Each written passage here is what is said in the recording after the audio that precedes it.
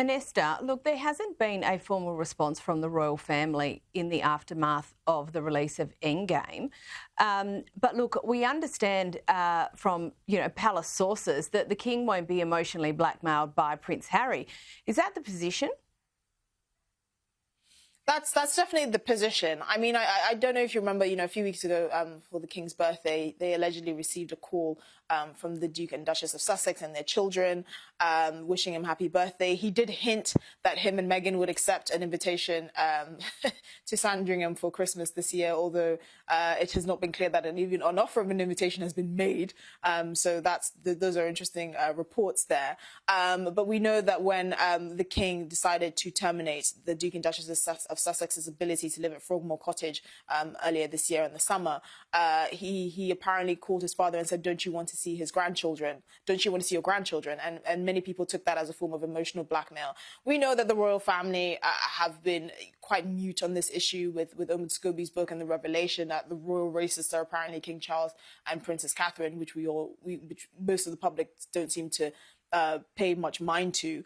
But at the end of the day, the reality is Prince Harry has effectively eroded any sort of possibility of any meaningful relationship with his family. And I think that's a reality that's really starting to sink in. I really don't understand on what planet he thinks his behavior over the last few years would be conducive to any sort of relationship with his family. Most people saying that, if they had a family member that behaved in the way that Meghan and Harry have, there's no relationship there to be salvaged. And I really think he's deluded himself into believing that he can have it all.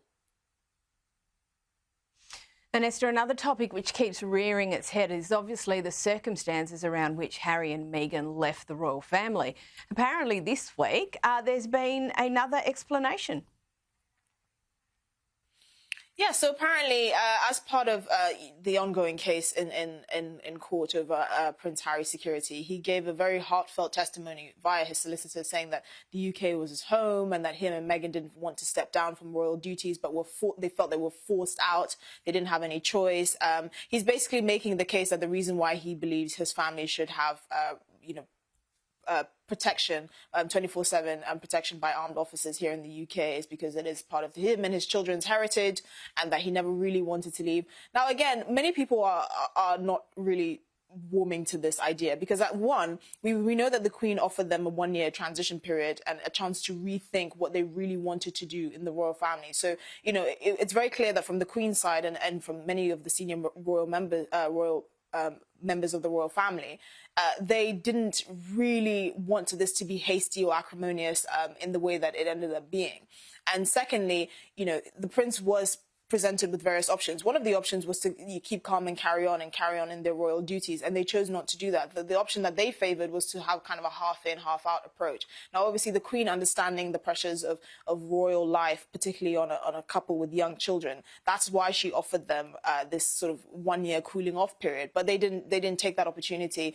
They decided to leave the UK, and they were tailed by Netflix cameras. I mean, we all remember that image from their docuseries about this is the freedom flight of them leaving the UK. So from most people's perspective, it looked like they were pretty happy to actually leave. I think they only really got the hump when they realized that they weren't going to get paid protection or the kind of conditions that they expected to when they actually left. At the end of the day, Prince Harry has really let himself down in the way that he's conducted himself. Many people were saying he's going to regret his actions. And I think, he actually is. To try and manipulate the courts to say that actually he didn't feel like he had a choice and that he was forced out. I don't really know what he thinks that kind of defense is going to do. That has nothing to do with his paid security. At the end of the day, that's kind of, tugging at the heartstrings, which is... for anyone familiar with the law, doesn't necessarily go down very well.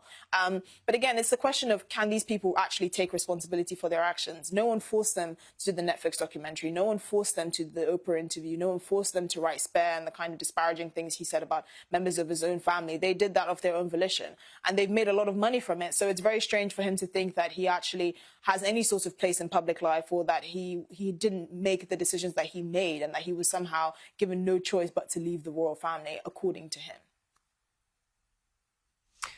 Now, we know that King Charles attended at COP28. He gave a speech, which is a little bit controversial in itself, depending who you speak to.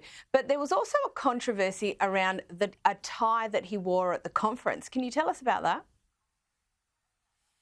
Yeah, so the king wore a tie with the Greek flag out on it, basically, and many people are alluding to that this was in tacit support of the Greek Prime Minister, which, if you remember, a few weeks ago, Rishi Sunak cancelled a meeting with him because there were disagreements over what he wanted to discuss. Apparently, he was going to use his platform with Rishi Sunak to discuss the return of the Elgin marbles. Now, I have to be transparent and say that I have no dog in this fight with regards to the Elgin marbles. I'm not Greek. I do think there is a strong case to returning the marbles, but again, I don't. It's not something that keeps me up, or most of the members of the British public, up at night. Most people don't even know what they are. But there's been kind of this ongoing PR dispute, particularly with the leader of the opposition, Keir Starmer, and Rishi Sunak over whether these marbles should be returned, whether it was right for Rishi Sunak to cancel the meeting over that. I happen to think that he was actually right, because even if you do want to discuss the Elgin marbles, it's not at a meeting where it has been designated to discuss other more pressing issues like immigration in Europe and the economy and all of that. Now, I don't actually think this move by King Charles to wear a tie with the Greek flag on it was in tacit kind of agreement with the Prime Minister of Greece, even though I suspect he probably leans more towards returning the Elgin marbles. We have to remember that King Charles's father, Prince Philip, was actually Greek. He was a Greek prince. So it's not surprising that he will have some affinity with his heritage in that way. I think actually King Charles is more clever than people give him credit for, and I don't think he will make those kinds of sort of PR blunders lightly.